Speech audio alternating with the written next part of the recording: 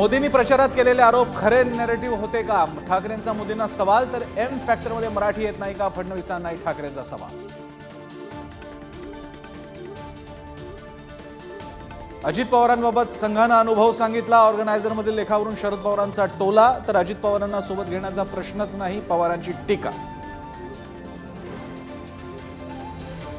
लोकसभा निवडणुकीत सोलापुरात दंगल घडवण्याचा प्लॅन होता. प्रणिती शिंदेंचा उपमुख्यमंत्री देवेंद्र फडणवीसांवर आरोप. चर्चेत राहण्यासाठी राजकीय आरोप. राम कदमांचं प्रत्युत्तर.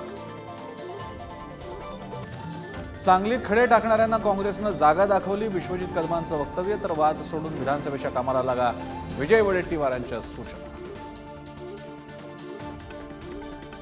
गुजरातमध्ये प्रकल्पासाठी एका रोजगारामागे 3 कोटी 20 लाखांचं अनुदान का? जेडीएस नेते आणि केंद्रीय मंत्री कुमारस्वामी यांचा एनडीएला खर्च आहे. कुमारस्वामींच्या वक्तव्यावरून विरोधकांचाही निशाणा.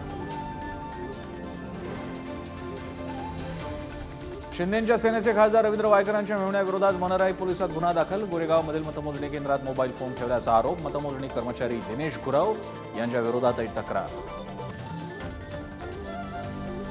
नागपूर केडीके कॉलेज रोडवर भरधाव कारनं 2 ते 3 दुचाकींना उडवलं. 3 ते 4 जण जखमी. तुपात भेसळ करताना 2 जणांना रंगेहात पकडलं. 780 लिटर भेसळयुक्त तूप जप्त. मुंबई पोलिसांच्या आर्थिक गुन्हे शाखेची कारवाई.